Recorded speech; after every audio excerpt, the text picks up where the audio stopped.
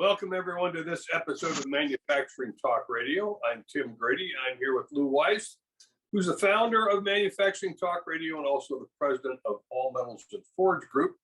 If you're looking for industrial open die forgings and seamless rolled rings, I encourage you to go to steelforge.com, S-T-E-E-L forge.com. Lou, joining us today is Brad Pope, who is the head of customer success for Kinsa. Brad's going to talk to us about a unique piece of technology that gathers a lot of data that helps manufacturers take a look forward and say, all right, what's going to happen to my workforce in Q3 when we're dealing with whatever we're dealing with by the time Q3 rolls along. Brad, thanks for joining us. Oh, thank you. Glad to be here. So if you would share a bit about Kinsa with our audience so that they understand what this technology is and how it uses it, and you may have that slide that we looked at earlier, I think that would be very helpful.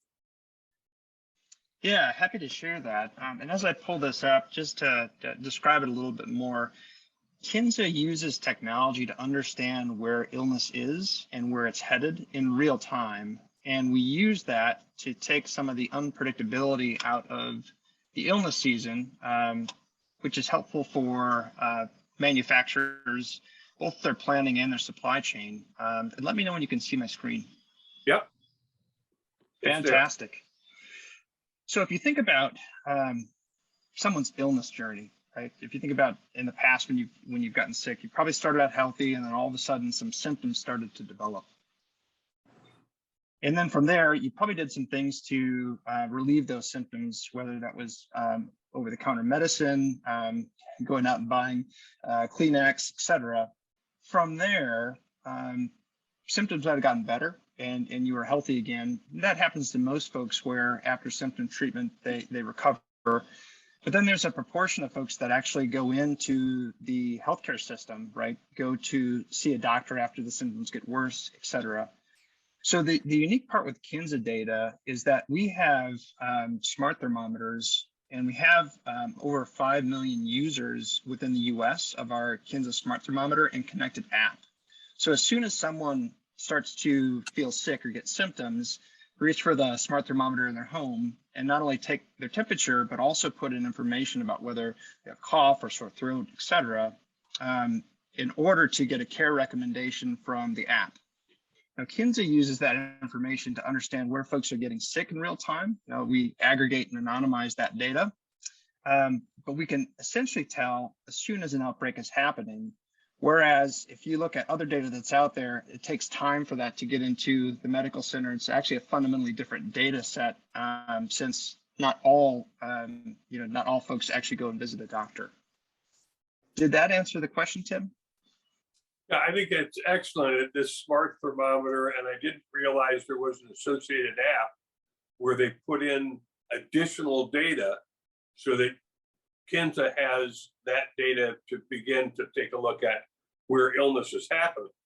Now, for the manufacturer, I think this is a valuable data set because they can begin to look at your forecast and say, all right, what's going to happen to my workforce in August and September when the kids go back to school and people are through with their vacations?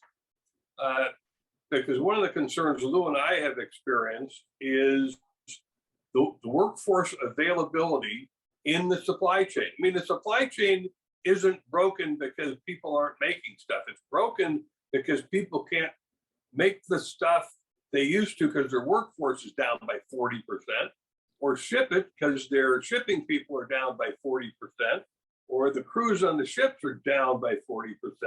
They just can't make it and get it from A to B anymore. Right. Yeah, and that's one of the things that we do with to help our customers is we'll give an outlook. Here's what we think is going to happen coming into the season, and here's why. And we'll give them updates each month on what illness is transpiring and how that illness is being transmitted. And what that helps them do is to gauge how many resources they're going to need where for the season, and they'll use that for some production planning. And then where the rubber hits the road in the season itself, being able to see exactly where illness is starting to spike and, where it isn't, we'll give them guidance in terms of, here's areas where cough is higher than it was last season by more than 30%, right? So then they can start to make those decisions on, okay, I've got a cough product. I need to make sure that I'm, getting these distribution centers full of product because it's much higher than normal. So those types of things help them not only with resources and figuring out where to put the right product, but also overall from a planning standpoint, if they know that weeks in advance, right, and Kinsa can kind of be that forecasting mechanism that helps them a lot with their, I guess it would be more longer term resourcing. Yeah. Hey, correct me if I'm wrong. You and I had a conversation some weeks ago, and the thing that astonished me the most, and we haven't mentioned it yet, and I think we need to clear it up for our listeners, is that the data that's being collected is being collected by zip code. Am I correct? So yeah, you can tell how many cases are coming from zip code 1, 2, 3, 4, 5, or 1, 2, 3, 4, 6, which is right next to 1, 2, 3, 4, 5, and the wind is blowing this way, so everyone's going to get sick over here. That kind of gives the manufacturer, I think, a perspective as to not only is it coming, but when it's coming. Is that basic? That's right. Okay. Yeah, that's right. So if you think about getting that signal, and we take our signal down to the county level for brands and retailers. Not only do we know what illness is currently, the real power of the data is we've been doing this now, and we've got profiles for each county for the last 5 years. So when we start to see a county go through its seasonal pattern, we pick that up very early, and then we're able to give that guidance to manufacturers, not just current illness, but here's what we expect is going to happen based on the profile that we have for this specific county. However, 5 years ago we didn't have COVID, and 5 years ago we didn't have the supply chain issues that we're now having, and 5 years ago we didn't have the mass migration of people to the retirement couch. So do you alter the program to take into account new issues as they develop? Yeah, so there's a piece of what we do that actually incorporates that based on how much illness is being transmitted. So regardless if it's COVID or if it's some other illness, we'll account for that in terms of the illness being transmitted. So for instance, in 2020, right, when COVID hit, it wiped us out of cold and flu season. And Kinsa saw that very early because, within households, we just didn't see illness being transmitted, right? Kids are staying home, parents weren't going to work. So we saw that. In the next season, we flagged, hey, illness is going to be about 90% lower than it was last season. We flagged that 3 months ahead of time because we just weren't seeing it being transmitted, regardless of the nature of whether it was COVID or some other illness. So absolutely. The last part of how we would do that is we have an epidemiologist team that not only looks at our transmission, but the rest of our data. Illness itself is something that Kinsa is really good at calling. What we're not really good at calling, and what no one can really call, are the behavioral things that happen, whether it's government policies that are put in place, or the dynamics around when illness is spreading, how folks are going to react to the illness or react to media. Those things are harder to call. So that's where the epidemiologist team can also weigh in with their expert opinion on when things like this have happened in the past. This is the result that we saw from an illness transmission. So it's those two things working in tandem that help with the longer term forecasting. I think that if you were able to predict what our government is going to do the day after tomorrow, this would be an amazing product. Agreed. Brian, I would say that this season has been really tricky to call with the different variants, et cetera. That said, going into the season, we gave our seasonal outlook, and we started to measure that at the beginning of the season. And so far, our accuracy, like our MAPE score, has been less than 20%. And we called, that we would indeed have a season, the height of the season, et cetera. So even though it has been tricky, with the combination that I mentioned earlier, we have been able to get some solid forecasts out that help our customers. So, Brian, let me ask you this. It sounds to me like there are different components of this. One component is the data gathering from a smart thermometer that Kinsa Health has out in the marketplace. And another component is access to the data, even though I don't use the thermometer in my manufacturing plant, but I need the data to understand where the colds may be accelerating, and I need to prop up that distribution center with product. So the manufacturers have access to the data separate from the thermometer? Correct. Yeah. So Kinsa is a very mission-driven company, and our mission is to stop the spread of illness. And using the data to help brands and retailers is one of the key ways that we do that. So they have no obligation to buy our smart thermometer to interact with it. But where we can help them is, that the data that we're able to kind of, aggregate, we're able to give them very specific information about where illness is so that they can plan their businesses better, prior to the season, and then, execute, optimally during the season. How many thermometers are out in the field cross country that's collecting this data? Yeah, there's about 2.5 million thermometers, and then within each thermometer and connected app, right, you have multiple profiles. So within the profile you've got, or within the app, you've got multiple profiles, like 2 parents and multiple kids.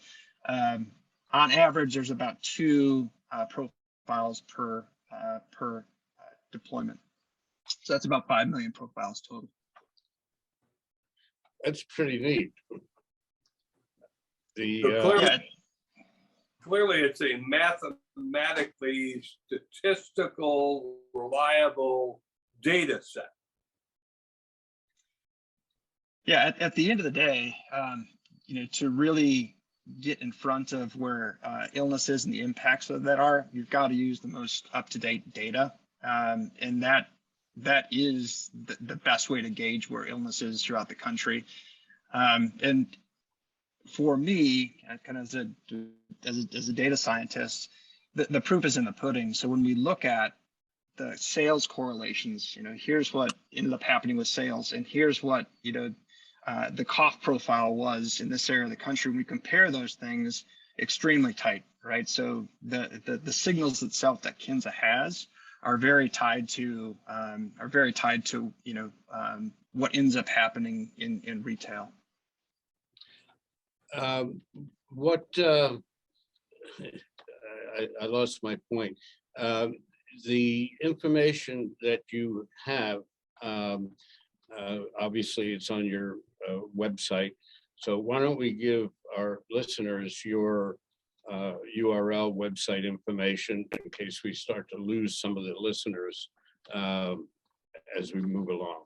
So your email address, if you wish. Yeah, absolutely. It's brad.pope@kinsainsights.com. Kinsa what? kinsainsights.com. Okay. So Kenza Insights now. Brad, what kind of results have you seen? I know that you've got some slides, but they were from a previous time period. In terms of data accuracy, I know you're probably asked this by the people who want to access your data. How is it going in terms of data accuracy on what's happening, what has happened, and what looks to happen? Yeah, absolutely. So, and first, let me just add the website itself is kinsainsights.com. So apologies for not explicitly mentioning that. In answer to your question about the accuracy, if you look at the last 2 seasons that we've had illness seasons, first, we had called in the last season that illness was going to be 90% lower than it was the year prior. And if you think about from a planning standpoint, in a media standpoint, should you be advertising, and really getting the word out about your product, and how should you advertise? Well, if you know the season's going to be 90% lower than it was, you're going to make some decisions on budgets that perhaps you wouldn't have. Same thing with inventory and where you place that and how much how much you forward sell. Knowing that the season's going to be low is definitely going to impact your actions there. This season, a lot of customers were asking, hey, what's going to happen? Are we going to have an illness season? Because last year, when everyone stayed at home, we didn't, and we were able to call out and actually in March when we gave our seasonal outlook, we were indeed going to have a season, and we flagged that it was going to be a moderate season, and even gave the profile of what we thought it was going to be. Now, as we vetted out our forecast through the course of the season, our accuracy has been about 20% MAPE, and MAPE is your essentially your error. So for us, as we kind of gauge week over week, how our accuracy is trending, we're really excited about being able to flag or call a season like this one so far in advance, given all the unpredictability around COVID and the responses to COVID.